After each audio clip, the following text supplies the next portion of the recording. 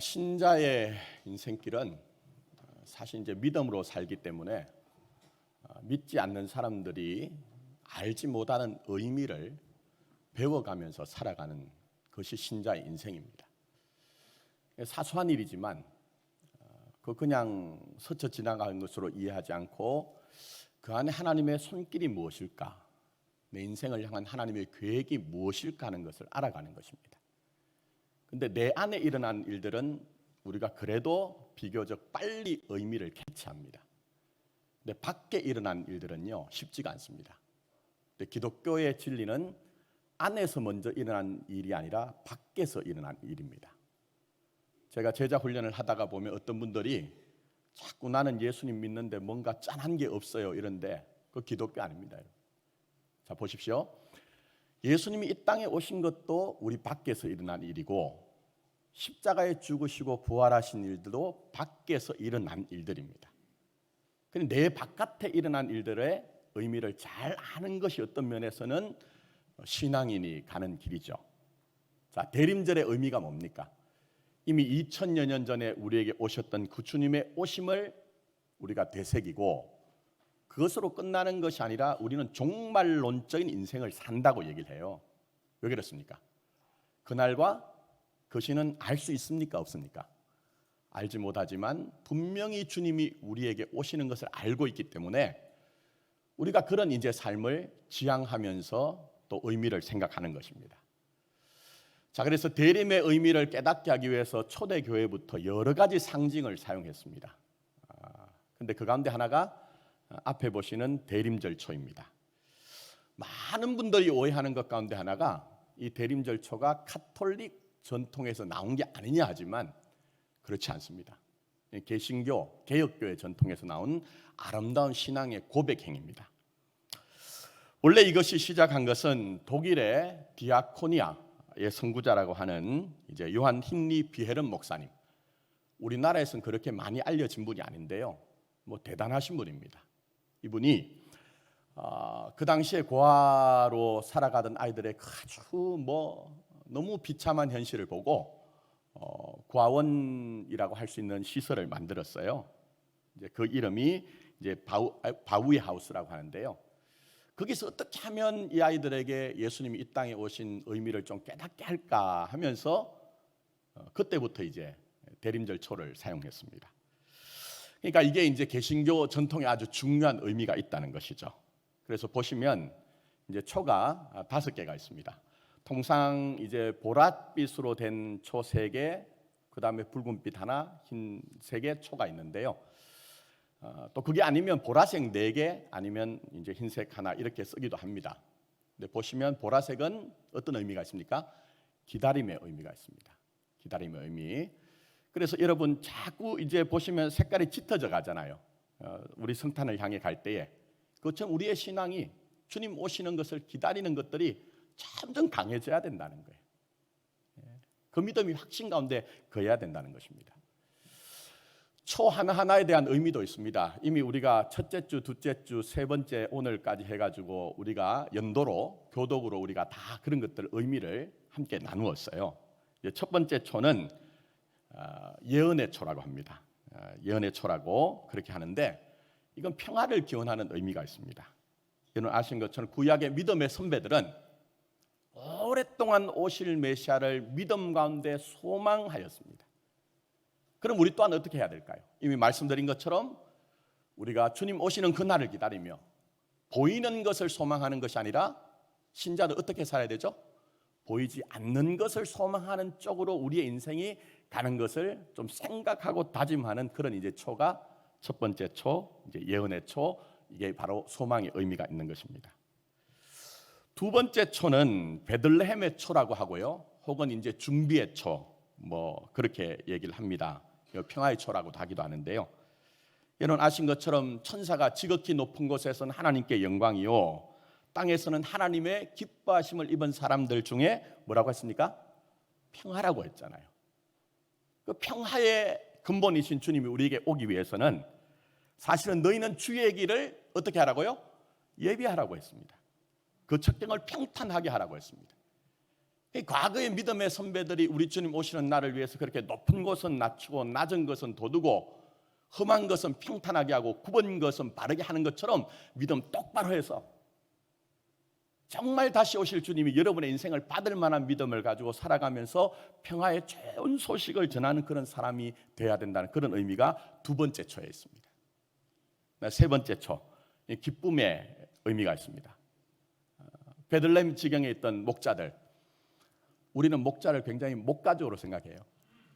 근데 그 당시에 목자들은요, 가장 비천한 직업을 가지고 있던 사람들이에요. 가까이 누구도 하지 않던 그런 사람들이었습니다. 근데 그 베들레헴 지경에 있던 사람들에게 천사가 그들에게 임하여서 뭐라고 합니까? 무서워하지 마라, 두려워하지 마라. 보라, 내가 온 백성에게 미칠 큰 기쁨의 좋은 소식을 너에게 전하노라 얘기했습니다. 여러분, 진짜 우리에게 기쁜 것이 무엇입니까? 우리는 절대 우리의 능력으로 하나님의 나라를 살 수 없습니다. 우리는 영생과 생명을 우리 스스로 취득할 수 있는 존재가 아닙니다. 근데 그 기쁨의 좋은 소식인 주님이 우리에게 오셔서 우리의 삶을 바꿔놓으셨으니, 전환시켰으니 그게 우리에게 좋은 기쁨의 좋은 소식이란 겁니다. 그래서 오늘 우리가 세 번째 초를 켰고요. 그리고 다음 주는 이제 붉은색으로 되어 있습니다. 사랑 중에 가장 진한 사랑이 뭘까요? 핏빛 가득한 사랑입니다. 아들을 십자가 내어준 사랑. 허물과 죄로 말미암아 죽었던 우리들을 생명의 성령의 법 아래 살아가도록 하기 위해서 그냥 말로만 하신 것이 아니라 자기의 몸을 전부 내어주신 그 사랑, 그것 기억하면서 이제 다음 주에는 사랑의 초를 켜게 됩니다. 그리고 마지막 성탄절 당일에는 흰빛의 초를 켬으로 말미암아 세상에 빛으로 오신 그리스도를 우리가 기억하는 거예요. 자, 더 나가서 앞에 보시면은 이제 뭐 정확하게 그런 모양을 못했습니다. 왜냐하면 여러분들이 보시는 쪽에서 이제 그렇게 보이지 않기 때문에 그런데, 원래는 상록수로 리스를 만듭니다. 환을 만드는데 이 상록수는 보시다시피 사시사철 어떻죠? 푸릅니다. 이 푸르면 바로 생명의 주인이신 예수님을 상징합니다. 그분이 우리에게 생명을 주시되 어떤 생명을 주시죠? 더 풍성한 생명을 우리에게 주시겠노라고 요한복음 10장 10절에 말씀하셨어요. 그래서 우리는 이 환에, 둥근 환에 있는 리스에 있는 이 상록수를 보면서 주님, 우리가 목숨으로 사는 것이 아니라 생명으로 살고자 합니다 하는 그런 소원과 기도와 또 우리에게 탄원이 일어나야 된다는 겁니다. 그리고 말씀드린 것처럼 이게 원래 원으로 돼야 됩니다. 원은 뭘까요, 여러분? 원은 알파와 오메가, 시작과 마지막이 되시는 예수님 상징합니다. 세상 끝날까지 내가 너희들과 어떻게 해요? 함께 하신다고 하신 그 사랑을 기억하는 그런 소재가 바로 이 원으로 된 것입니다. 제가 이렇게 의미를 좀 설명드리니까 여러분, 이 행위가 그냥 행위가 아니란 걸 아시겠죠? 이거 그냥 뭐 보기 좋게 하기 위해서, 성탄절 크리스마스 분위기 띄우기 위해서 장식으로 하는 것 아니란 것 여러분 아시겠죠? 의미를 알 때 달라집니다. 의미를 알 때 새로워질 수가 있어요. 그래서 여러분, 유홍준 선생이 쓴, 많은 분들이 뭐 읽어보셨을 것 같은데요, 나의 문화 답사기 1권에 보면 조선 정조 때 문장가였던 유한준 선생이 남긴 글이 있어요. 물론 그걸 그대로 인용한 건 아닙니다. 조금 바꿨는데 이렇게 얘기합니다. 사랑하면 어떻게 되죠? 알게 되고, 알게 되면 어떻게 됩니까? 보이나니 그때 보이는 것은 전과 같지 않으리라 얘기했어요. 사랑하면 알게 되고, 알게 되면 보이는 게 있고요, 그렇게 보게 되면 그전과는 달라진다는 거예요. 이 기독교의 신앙에서 저는 이런 이제 글들을 읽을 때 비록 성경은 아니지만 참 알맞은 얘기를 한 것이다, 의미를 알아야 되겠다, 그런 마음을 가집니다. 여러분 보십시오. 우리 사는 것은 많은 경우에 몸을 움직여야 됩니다. 여러분 머릿속에서 아무리 좋은 생각, 바른 생각 그런 것들이 오고 간다 할지라도 내가 내 몸으로 살지 않으면 아무 소용이 없습니다. 결과가 없습니다. 그래서 야고보 사도가 뭐라고 합니까? 죽은 믿음이 뭐라고요? 행함이 없는 믿음이다. 몸이 없는 신앙이 바로 죽은 믿음이라는 거예요. 그러나 또 하나, 그러면 행위만 반복하면 되느냐? 내가 그 어떤 행위를 의미를 알지 못하고 계속 지속하고 반복하면 그게 과연 바른 것이냐? 그렇지 않습니다, 여러분. 여러분, 때로는요, 우리의 삶의 큰 고통은 내가 그때 생각을 하지 못해서, 내가 바른 판단을 하지 못해서, 의미를 생각하지 않고 행동을 했기 때문에 내가 지금 고통을 받는 일들이 우리에게 얼마나 많은지 모릅니다. 그런 점에서 기독교 신앙은요, 바로 의미를 생각하는 거예요. 늘 뭐 이렇게 복잡한 생각 그렇게 하자는 것 아닙니다.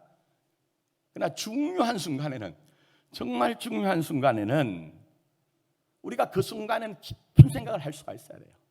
정말 우리가 의미 있는 생각을 할 수가 있어야 됩니다. 그게 바로 신앙인이 가는 길입니다.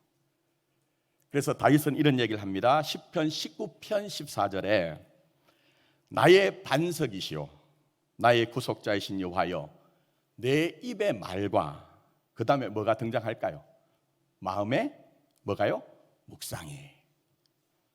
마음의 묵상이 주께 연락되길 원하나이다. 여러분, 묵상이 무엇입니까? 깊은 생각을 한다는 거예요. 하나님과의 관계 속에서 그 의미를 생각하고 그 너의 모든 생각들 그것이 주님 앞에 연락되기를 원한다고 그렇게 얘기를 하고 있는 것이죠. 그래서 우리는 이 대림절을 맞아서 주님 내게 오시면, 주님이 내게 오시면 내 삶의 의미가 어떤 것이 있느냐 하는 것들을 우리가 좀 살펴보고 있는 것입니다. 자, 그러면 주님 내게 오시면 어떤 의미가 있을까요? 지난주에는 제가 잠깐 설명드렸어요.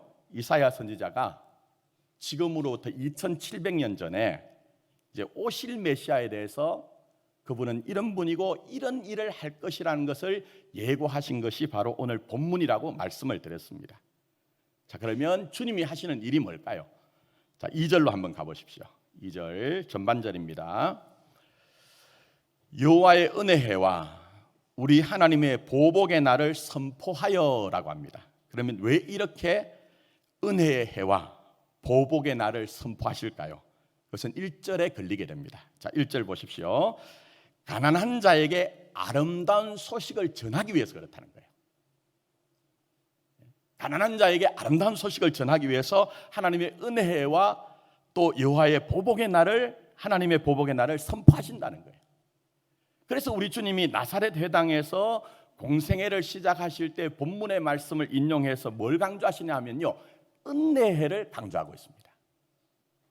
물론 보복의 날을 제외한 이유가 있습니다. 그것까지 설명드릴 시간은 없고요, 주님은 은혜의 날을 강조하고 있습니다. 그럼 이게 무슨 얘기입니까? 은혜의 해를 알아야 우리 주님이 여러분의 인생에 오실 때 무슨 일을 하신지 알 수가 있다는 거예요. 은혜가 뭘까요? 은혜는요, 좀 간단하게 말씀드리면 구약에 나오는, 특히 레위기 25장에 나오는 희년을 얘기합니다. 자, 은혜가 뭐라고 했습니까? 희년이라고 얘기했습니다. 이 희년을 알지 못하면 주님이 하실 일들을 우리가 도무지 알 수가 없다는 거예요.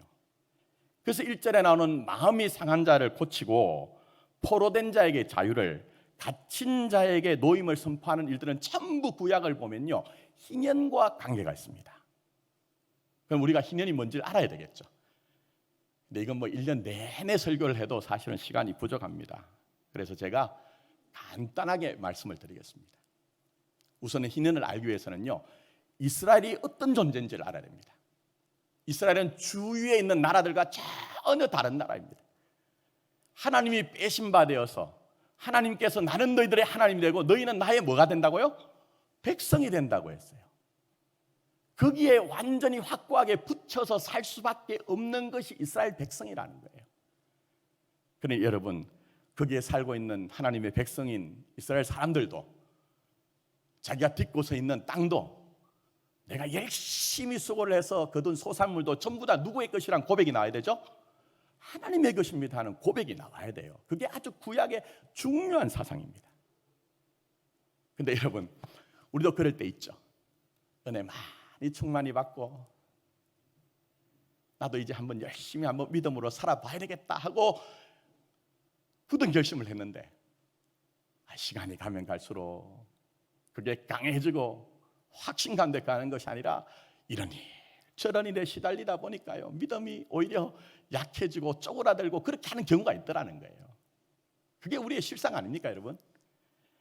그래서 이 이스라엘 사람들로 가나안 땅에 들어가서 처음에는 하나님, 우리는 당신의 백성입니다. 나 자신도 이 땅도 소산물도 전부 하나님의 것입니다라고 고백하며 믿음으로 살았는데 믿음이 점점 약해지면서 자기 인생의 주인이 마치 자기인 것처럼, 자기 인생의 주인이 마치 자기인 것처럼 착각합니다. 그리고 자기가 딛고 서 있는 그 땅도 내가 내 수고를 통해서 뭔가 이룬 그런 것이라고 오해를 합니다. 토지 소산물도 하나님이 주신 것이 아니라 가난한 사람들처럼 그렇게 생각을 하면서 전부 자기 인생의 주인이 자기로 착각을 하고 있는 거예요. 그때 희년의 나팔이 울립니다. 7년에 한 번씩 안식년인데 그것이 7번, 7, 7이 49, 49년이 되거나 50년째 되는 해에 희년의 나팔이 이 이스라엘 전국토에서 뿌하고 양각 나팔이 울리기 시작합니다. 그 나팔 소리 뭡니까? 너희는 너희의 것이 아니다. 너희의 인생은 나의 것이다. 너희들은 내 백성이 되는데 어찌하여 너희들이 그것을 잊어버리고 네 인생의 주인이 너인 것으로 착각하고 오해하면서 네가 딛고 서 있는 그 땅과 그 소산물들을 전부 다 너의 것으로 오해하고 살았더냐. 이제는 나는 너희의 하나님이 되고 너희는 내 백성이 된다고 하는 그 신앙의 자리로 돌아오라. 그 신앙의 자리로 돌이키라고 하는 것이 바로 희년의 정신인 거예요, 여러분. 그럼 여러분, 주님께서 우리에게 오셔서 은혜해 이 희년을 말씀하신 이유가 뭡니까?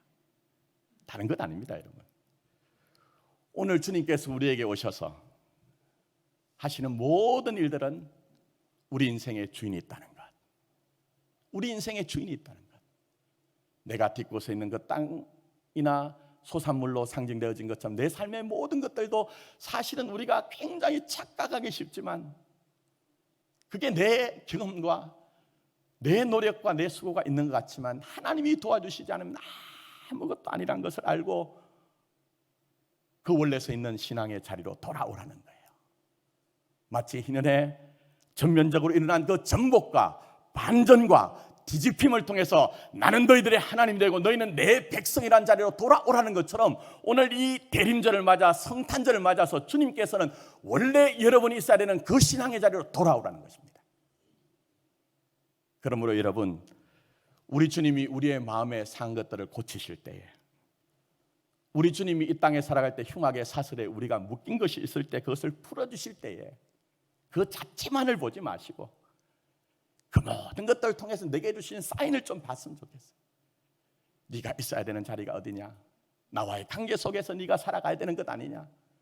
그렇게 할 때 그 안에 진정한 생명의 풍성함이 있는데 네가 어디 있느냐 하는 주님의 음성을 듣고 우리가 다시 한번 우리의 신앙의 자리로 돌이킬 수 있는 그런 믿음이 되기를 원하는 것입니다.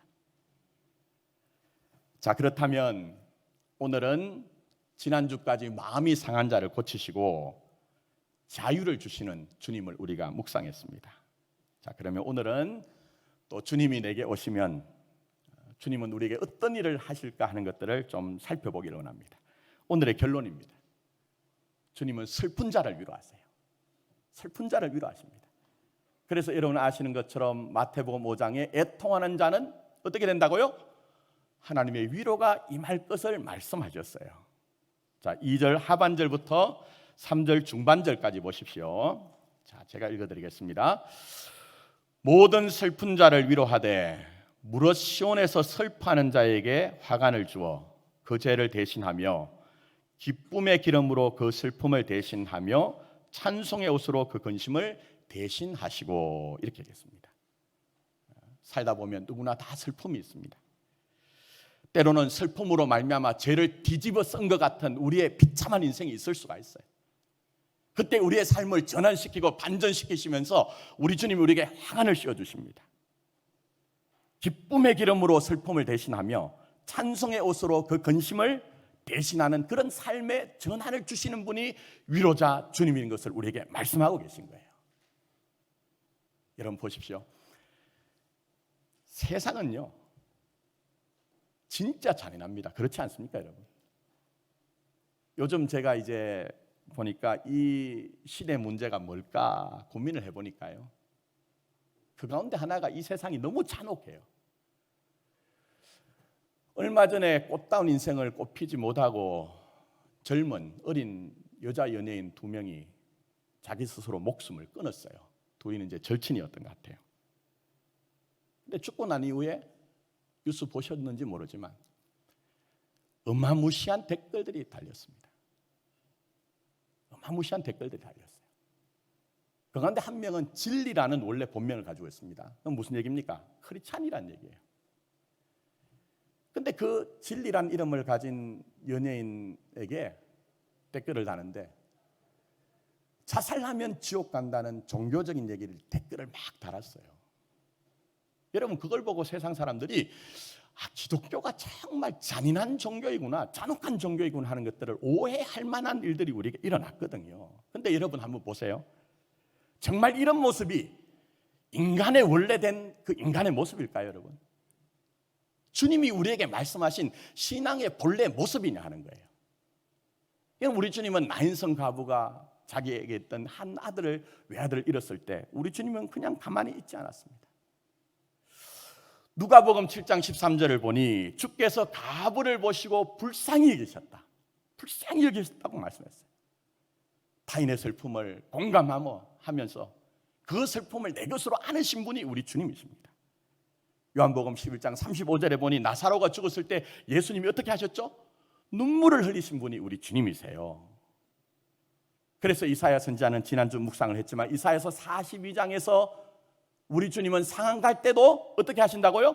끄지 않으시고 꺼져가는 심지도 끄지 않는 그 위로의 주님이라고 우리에게 말씀하고 계신 거예요.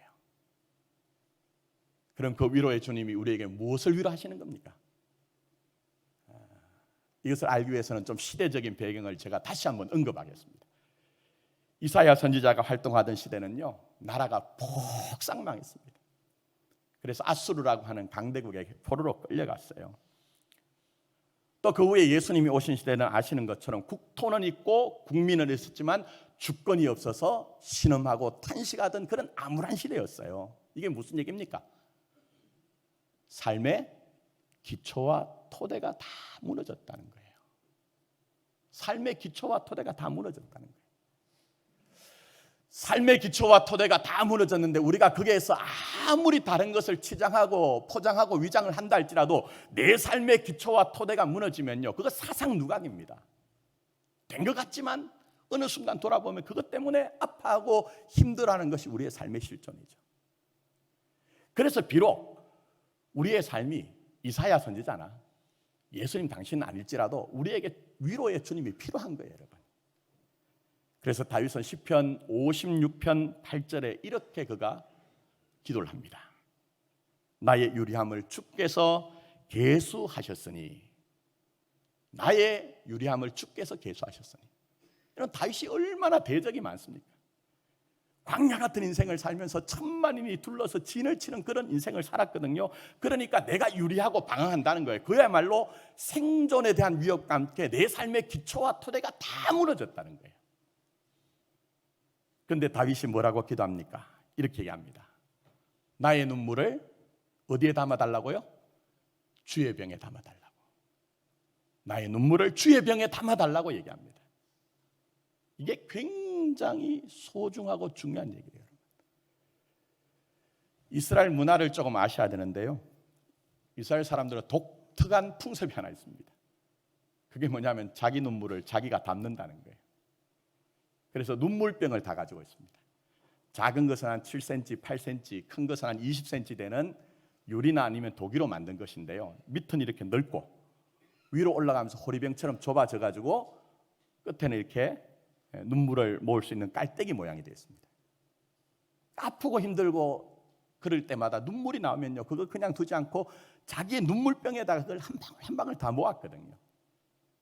그리고 그 눈물이 이제 멈추면은 가죽으로 된 그런 뚜껑을 닫아가지고 실을 꽁꽁 묶어 놓습니다. 평생 동안 자기가 흘린 그 눈물들, 그걸 가지고 너무나 소중하기 때문에 죽었을 때에 그것을 같이 매장을 합니다. 그래서 지금도 이스라엘에 가면요, 무덤을 이렇게 발굴하면 그 안에 눈물병이 다 나와요. 자, 근데 보십시오. 눈물 흘릴 수밖에 없는 것이 광야길 가는 우리 인생이잖아요. 여러분의 삶 가운데 뭐 다윗과 같은 그런 대적들의 문제가 뭐 꼭 사람의 문제가 아니라 우리에게 물질에 관한 것들, 건강에 관한 것들, 관계에 관한 것들, 그런 것들이 천만인을 둘러 진치는 것처럼 우리에게 있을 수 있잖아요. 근데 다윗은 뭐라고 합니까? 내 눈물을 내 병에 담지 않겠다는 거예요. 내 탄식을 내가 안고 그것을 내 눈물병에 담는 것이 아니라 내 눈물을 주의 병에 담아달라고 얘기합니다. 무슨 얘기입니까? 주께서 위로해달라는 거예요. 주님이 위로해달라는 거예요. 여러분. 왜 그렇습니까? 여러분? 역설적이게도 다윗은 자기의 삶을 통해 깨달은 것이 있습니다.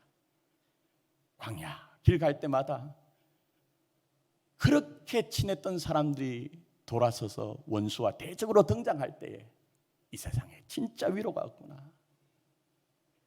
이 세상에선 어느 누구도 내 안에 있는 근본적인 그 내재적인 슬픔과 고통을 진짜 위로해 줄 사람이 없구나 하는 것들을 그 인생의 기초와 토대가 무너지며 유리방황할 때 그 속에서 철저하게 깨달은 거예요. 그래서 주께서 내 눈에 눈물을 주의 병에 담아달라고 그렇게 기도를 하는 것입니다. 여러분 보십시오. 오늘 우리도 마찬가지 아닙니까? 우리도 이렇게 기도할 수밖에 없는 현실이 있지 않습니까, 여러분? 잘 한번 보십시오. 우리가 다윗 시대나 이사야 시대나 예수님 당시와 다르다고 생각할 수 있지만 삶의 단면을 딱 우리가 쪼개놓고 보면요, 때론 그럴 때가 있어요. 제가 신방을 하고 성도를 만나서 요즘은 잘 지내십니까 하면요, 잘 지내십니다 하는 얘기 속에는요, 진짜 잘 지내는 게 아닌 경우가 굉장히 많아요. 떠나서 현상적으로 아유 저분 정도면 정말 괜찮겠다고 하는 분들도 여쭤보면요, 걱정과 염려가 없는 분이 없습니다. 다 걱정과 염려가 있어요. 오늘까지는 괜찮았는데 내일은 모르겠습니다 하는 그런 어떤 염려의 그림자들이 우리에게 다 있는 것을 볼 수가 있습니다. 그래서 우리에게 위로가 필요합니다. 진짜 위로가 필요합니다. 그런데 말씀드린 것처럼 세상은 우리의 슬픔에 대해서 공감하지 않습니다. 우리의 슬픔에 대해서 정말 짐져주는 것을 힘들어합니다. 따라서 우리가 때로는 현실적으로 우리 근처에 주위에 가까이 있는 사람들이 여러분을 더 힘들게 하고 아프게 하고 슬프게 할 때가 많잖아요. 그럴 때마다 우리가 아는 게 뭡니까? 진짜 위로는 오직 주님밖에 없다는 것을 알고 다윗처럼 내 눈물을 주의 병에 담아주십시오. 내 눈물을 주의 병에 담아주십시오. 상갈 때도 꺾지 않고 꺼져가는 심지도 꺼지 않는 주님의 위로가 내게 필요합니다. 이 시절을 우리가 견디기 위해서는 주님의 위로가 필요합니다라고 우리가 주님 앞에 나가서 주님을 구할 수밖에 없다는 것입니다. 여러분. 그래서 이사야 선지자는 이사야서 9장 6절에 오실 메시아에 대해서, 물론 우리에겐 오신 메시아예요, 예수님이에요, 그렇게 설명을 합니다. 아주 귀한 말씀이 나옵니다. 자, 전체를 읽지 않고 필요한 부분만 읽어드리겠습니다. 이는 한 아기가 우리에게 낳고 한 아들을 우리에게 주신 바 되었는데, 자, 여기에 등장하는 아기와 한 아들이 누구죠? 예수님이죠. 그런데 뭐라고 얘기하느냐? 그분은 어깨에는 정사를 메었고, 그 다음에 아주 중요한 의미가 나옵니다. 그의 이름은 기묘자라, 그 다음에 뭐라고 하죠? 모사라고 얘기합니다. 그의 이름은 기묘자라 모사라고 얘기해요. 근데 우리말 성경에는 이게 두 개로 분할이 돼가지고 기묘자라 모사라 이렇게 설명이 되고 있지만 영어 성경은 그렇지가 않습니다. 영어 성경을 보면 원더풀 카운셀러라고 얘기했어요. 그는 정말 놀라운 카운셀러라는 거예요. 세상이 나를 위로하지 못하고 내 주위에 있는 사람들이 내게 아무 도움이 되지 못할 때 그분이 내게 진짜 위로를 주시는 그런 원더풀 카운셀러라는 거예요. 왜 그럴까요, 여러분? 깊게 한번 생각해 보십시오. 진짜 위로는요, 나를 아는 사람에게 오는 겁니다.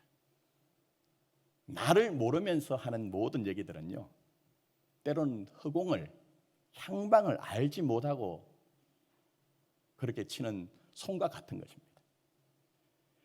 근데 문제는요, 때로는 우리가 내가 나를 잘 안다고 생각하고 내 가까이 있는 사람이 나를 잘 안다고 생각하지만 그게 진실이지 않을 가능성도 있다는 거예요, 여러분. 여러분 한번 잘 생각해 보세요. 세상에서 나보다 나를 더 잘하는 사람이 누가 있습니까? 그게 우리의 진실이잖아요. 그리고 내게 살을 붙이고 사는 사람들이 어떤 면에 나를 잘 알잖아요. 근데 조해리 창이라고 하는 상담학 또 뭐 심리학, 리더십 또 경영학 모든 데서 인용하는 그런 이제 이론입니다. 조해리의 창이라고. 거기에서 보면 그렇지 않다고 얘기합니다. 먼저 첫 번째 영역이 있는데요. 그것은 개방의 영역입니다. 나도 알고 내 곁에 있는 사람도 나를 아는 영역이 있다는 거예요. 그게 개방의 영역입니다. 두 번째는 맹목의 영역이란 것이 있습니다. 그건 뭡니까? 나는 알고 있는데 다른 사람은 어때요? 나는 모르는데 다른 사람은 알고 있는 것. 그래서 여러분이 가진 독특한 어떤 말투나 행동이나 이런 것들 나는 모르는데 누가 알아요? 내 곁에 있는 사람이 알잖아요. 저도 이제 설교가 끝나면 저희 아내가 설교 본문에 대해서는 얘기하지 않는데요. 가끔 제수처에 대해서 얘기를 해요. 그런데 그럴 때 저는 모르거든요. 그게 바로 맹목의 영역입니다. 나는 모르고 남들은 아는 영역. 그 다음에 세 번째는 은폐의 영역이 있다고 얘기를 하고 있어요. 이건 뭐냐면 나는 알고 있지만 다른 사람은 어떨까요? 모르는 거예요. 의도를 하든 하지 않든 내가 숨기고 은폐를 하고 싶어하는 것이 있다는 거예요. 그런 것들이 대체로 우리가 약점일 수가 있죠. 그래서 보통 이제 남녀들이 사랑해서 결혼하면요, 조금 살다 보면 뭐라고 하죠? 내가 속았다고 얘기하죠. 왜 속았다고 얘기하죠? 감췄기 때문에. 나는 알고 있는데 내가 호감을 가진 저 사람에게 내가 알리면 안 된다고 하기 때문에 그거 자꾸만 숨겨놓는 내 안에 나의 영역이 있다는 거예요. 그리고 마지막 미지의 영역이 있습니다. 이건 나도 모르고 어떻게 해요? 남도 모르는 거예요. 심리학에서 얘기할 때 무의식 같은 것들. 자, 그러면 보십시오. 내가 나를 잘 알고 내 주위에 있는 사람이 나를 잘 안다고 하지만 그 안다는 것이 뭐냐 하는 거예요. 그게 얼마나 우리에게 정확한가 하는 거예요. 정말 내 안에 있는 것들, 나의 나됨을 다 알기 때문에 나를 진짜 위로할 수 있느냐 하는 거예요. 근데 세상은, 나 자신은, 심지어 내 가까이 있는 사람들도 때로는 내게 위로가 되지 않을 때가 있습니다. 그러나 나를 만드신 우리 주님, 나를 창조하신 그분은 나의 모든 것들을 아십니다. 그래서 여러분 아신 것처럼 나의 머리털 숫자까지도 세시는 분이 누구시죠? 비유적으로 상징적으로 얘기하는 것이 우리 주님이라고 말씀하고 있어요. 그래서 눈을 만드신 우리 주님께서 여러분이 걸어가는 걸음을 왜 모르시겠습니까? 귀를 만드신 우리 주님이 왜 우리의 작은 신음에 귀를 기리지 않겠습니까? 그러니 우리 주님은 우리의 슬픔을 변하여 전부 다 기쁨으로 바꿔주신다는 거예요. 때론 광야 같은 인생에서 천만인이 둘러진친 것처럼 내 삶에 여러 가지 일들이 일어날 때도 그 슬픔 때문에 제 가운데 앉아있을 때 우리의 머리에 화관을 씌워주시고 슬픔을 기쁨의 기름으로, 근심을 찬송의 옷으로 삶의 전환과 반전을, 역전을 시켜주신 분이 누구시라고요? 예수님이란 거예요. 그러니 여러분, 누구에게 위로를 얻겠습니까? 누구에게 위로를 얻겠습니까? 우리 이 정도 살아내셨으면 이제는 주님만이 진정한 위로라는 것, 그 우리가 알고 인정하고 수긍할 뿐만 아니라 다윗처럼 내 눈의 눈물을 주의 병에 담아 주십시오라고 이 광야 같은 인생 살아갈 때 주 앞에 나가야 되지 않겠느냐 하는 것입니다. 이제 말씀 맺습니다. 주님 내게 오시면 이라는 주제를 가지고 말씀 전하고 있습니다. 여러분, 저는 우리 교회 예배드리는 모든 분들이 정말 우리의 슬픔을 위로하시는 주님을 만났으면 좋겠습니다. 그저 반복적으로 우리가 해오던 종교적인 어떤 습관과 관례가 아니라